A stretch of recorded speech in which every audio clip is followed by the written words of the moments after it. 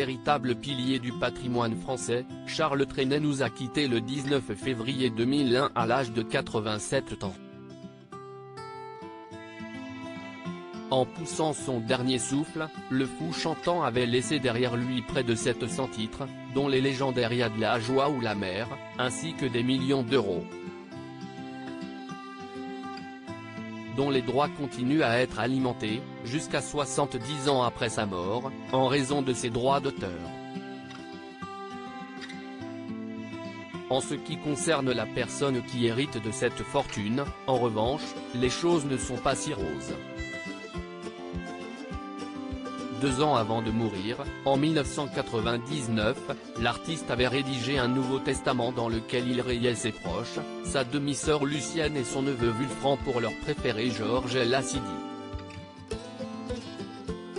Il avait été son secrétaire particulier et son ami proche pendant 20 ans.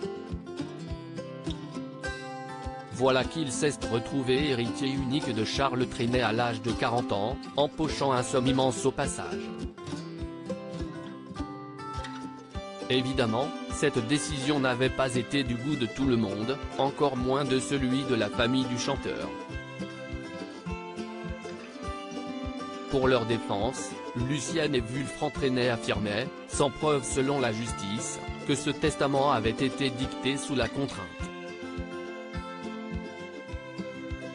Malgré une défaite devant le tribunal de grande instance de Créteil en septembre 2011, Lucienne Trenet était revenue seule à la charge en faisant appel. En vain. Ils m'ont sali, ils m'ont traité d'assassin, j'ai tout perdu à cause d'eux, je ne peux pas laisser faire, je veux que ces gens s'expliquent, affirmait Georges Lassidi. Ils m'ont sali, ils m'ont traité d'assassin, j'ai tout perdu à cause d'eux.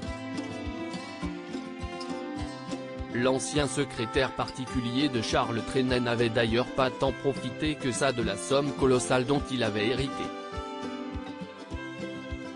En 2006, il avait fait confiance à une société danoise en lui confiant la gestion de ce legs, notamment d'une villa située à Antibes et tous les droits d'auteur de l'artiste. Il avait ensuite accusé les dirigeants de cette même société de l'avoir dépossédé de ses biens. En 2013, Georges Lassidi assurait qu'il vivait du RSA.